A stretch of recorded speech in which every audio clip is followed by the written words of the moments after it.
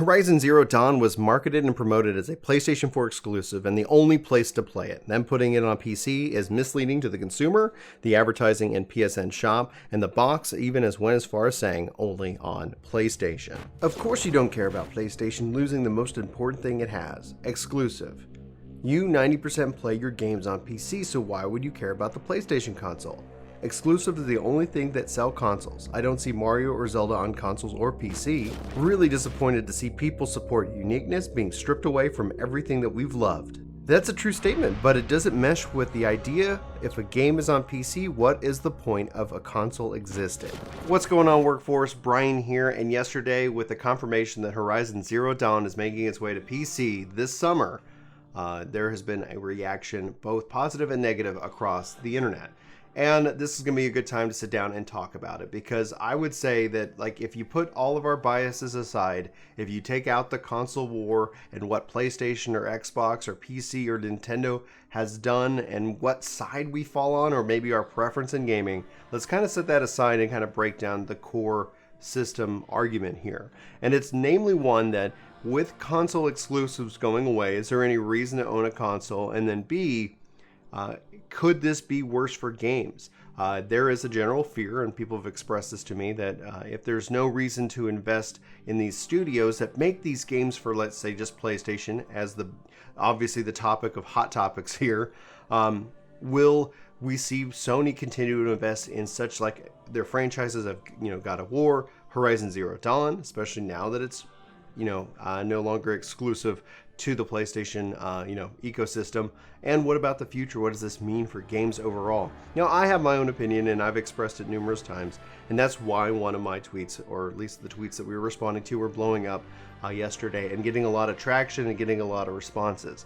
And I want to say, first and foremost, if you're upset by this, it's okay to feel that way.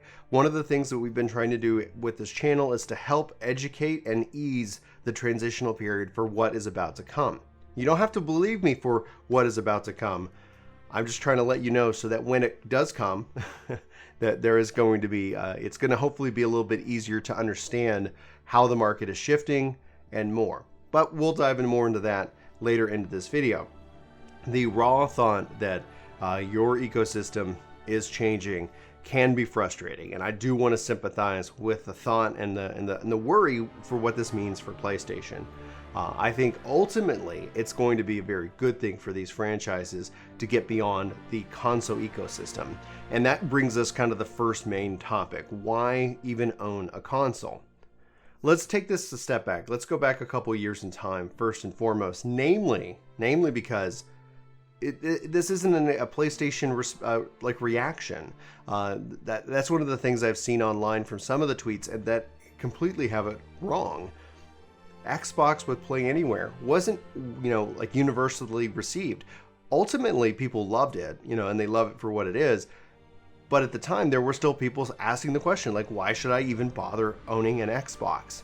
And, so it goes both ways. So in the context of PlayStation and Xbox, this is where the conversation is. Nintendo's a weird bird, right? Like, they're the odd duck in the room. They're going to just keep probably doing their thing. However, I think that we've already seen the winds of change with Nintendo as well, at least coming into the mobile concept, bringing their IP into kind of obviously a bigger market. For as much as we can sit here, and I'm not a fan of mobile gaming, bash it and meme on it, it's still one of the biggest revenue producing pieces of the gaming industry, and probably one of the things that frustrates us most as gamers, because those models, they've tried to bring them into our sandbox, and it's not been pretty, but it's been profitable. So we can sit here and be frustrated by it, but at the end of the day, it's still working. Anyway, that aside, why should we own a console? And that's the question, really, of the root of all of this. Why should you own a PlayStation if you can go get all those games on PC? Why should you own an Xbox if you can get all those games on PC? And not to sit here and stress you out, but for the back of your mind, why should you own a PlayStation, or why should you own an Xbox if you can get those games on PlayStation or on Xbox? And at the root of it, let's break it down to customer choice. The reason why you would want to own an Xbox is that Xbox should provide you the best experience, the best services, overall the best prices, and that is it. If we can get away from a world that it competes on exclusives, then the consoles themselves can compete on price, service, and quality. Same thing goes for PlayStation.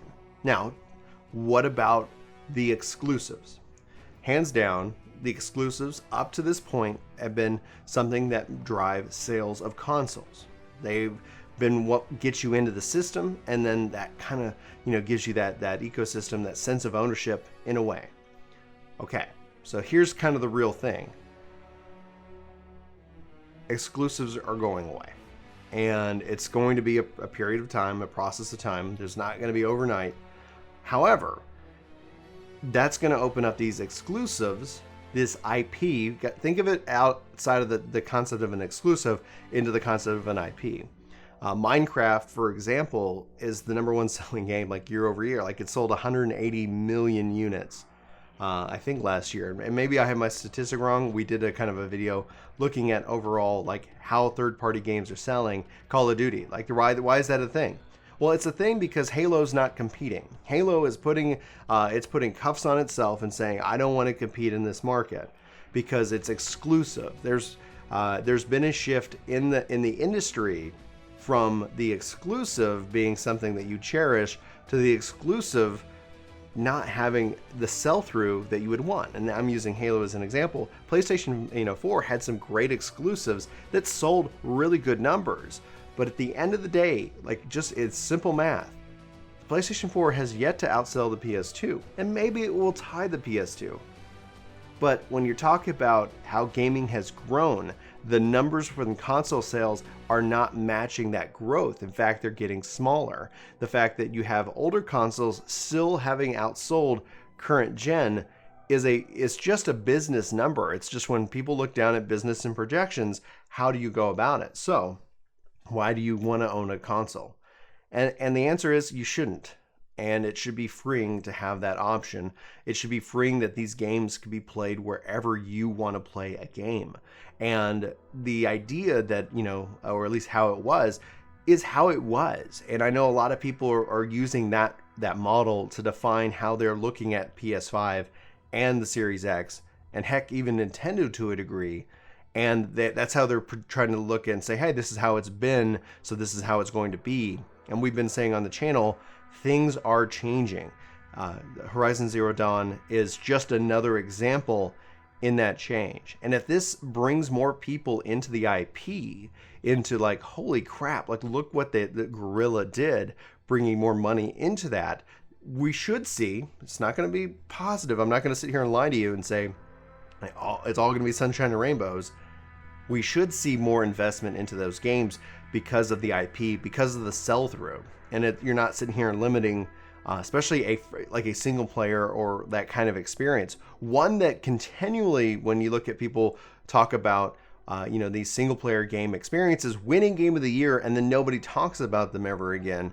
Opening up the community to allow them to play and experience this game, and thus expanding the community itself. Same thing and the same concept applies to cross-play itself. My mic. Cross-play itself, extending the life and bringing these communities together, breaking down these walls. So, this is just the way that it's been going, and it's just going to continue to go that way. And if you disagree with me, that's perfectly fine. But I'm just going to invite you and let you know, you can be mad at me today. If you are, let me know in the comments below. But let's just bookmark this, so that way maybe you can listen to it when more and more of this happens. We've already heard that MLB The Show, the best baseball game out after this year is going to be, multi-platform. That's a really good thing, especially for MLB The Show. I think Sony can be and deliver some of the best IP possible. This is all now in context of when Phil Spencer sat down and said that his competition is Google and Amazon. Now, you might not, you individually might not sit here and see that, but when you talk about billions of dollars within these companies don't make like a, hey, let's see if it works kind of decision when it comes to that kind of money. They might invest a couple $100,000, heck, depending on the size, maybe a couple million. to say, hey, maybe this is a thing. Let's go and experiment and see if it works. But when you're talking about billions of dollars coming into the industry, that's where things are going to compete. This is where things are going to get real tricky for this next generation. We've already seen with Game Pass, a lot of people are frustrated at Stadia because they were expecting a Game Pass-like service, but Stadia is coming in to try and compete into that ecosystem that kind of bridges the gap between high-end PC and console. And that's where we're going to see PlayStation 5 and Xbox Series X try and compete. Not on the concept of exclusives in so much. You'll still see them, but more or less you're going to see a shifting from the exclusive to the timed exclusive. And while the exclusives, played a big part in the PS4 generation and prior generations, one of the things that you're already seeing from within Sony is the dramatic shifting into the new business model. And that's why I think people are most frustrated by these announcements, is that PlayStation hasn't prepared its player base for what the future of gaming is. Xbox has, and if you've been in the Xbox ecosystem, none of this is game changing. None of this is as shocking as it was when it was first announced. We've had years to kind of get on board, and you might think like, oh, that's just Xbox, they suck. That's fine if you think that, but at the end of the day, there's going to be no reason to own a console unless you want to own a console, and that in and of itself is putting the power in your hands and out of the company's hands, out of Sony's hands, out of Xbox's hands, and that is a really good thing. But it's not all good, because there is the legitimate fear that the money could dry up from these game companies that make the games that we love to play. Or it could mean more money, more players, and just a better gaming system overall. And this could be, on a positive note, as an optimist, this could be a way that we combat the filth that is mobile gaming, that is that cash grabby, trying to monetize in any way possible mobile gaming market. If we've all been ultimately frustrated by, and this is the final point, if we've all been ultimately frustrated by the lack of quality, the rushed MVP model of the game industry, if you go and compare it to the amount of money for the little effort that they make in mobile, it's a miracle that we get these kind of games at all. It's a miracle that we get the Horizon Zero Dawns. And right now the mindset is that we get it because PlayStation wants to sell a PlayStation. Yeah. However, these are great games and great IP, and the ultimate goal hopefully will be the investment of these IP as a part of the sell the service. To sell the PlayStation Now, to sell the Game Pass, to sell the Stadia Pro, to sell whatever the Amazon's working on. It's coming. So just keep that in mind. The console is going to be, it's just going to be there, and you can buy it, and you can hopefully only buy one, and that's going to put more money in your hands, which can allow you to pay for the services that they want to sell you. And we've already seen that with PlayStation teaming up with Microsoft. And honestly, like I said at the beginning, the odd duck, Nintendo, don't know what they're going to be doing, but it'll be interesting to see. So anyway, if I'm nuts, let me know. If you hopefully got something out of this. I think that it's okay if you're concerned. We can always hit me up on Discord if you want to have kind of a more one-on-one conversation about it. We're here for you. We love these kind of conversations and these videos, but it's not just about our opinion. It's about yours, and we want to know what yours is. If you're worried, let us know why you're worried. If you're excited, let us know why you're excited. All sound off in the comments below. Hit us up on Twitter or on Discord. Love to hear from you and what you're playing. So anyway, for Work to Game, my name's Brian. Thanks for watching this video. Hope you have an amazing day, and we'll talk soon. Take care.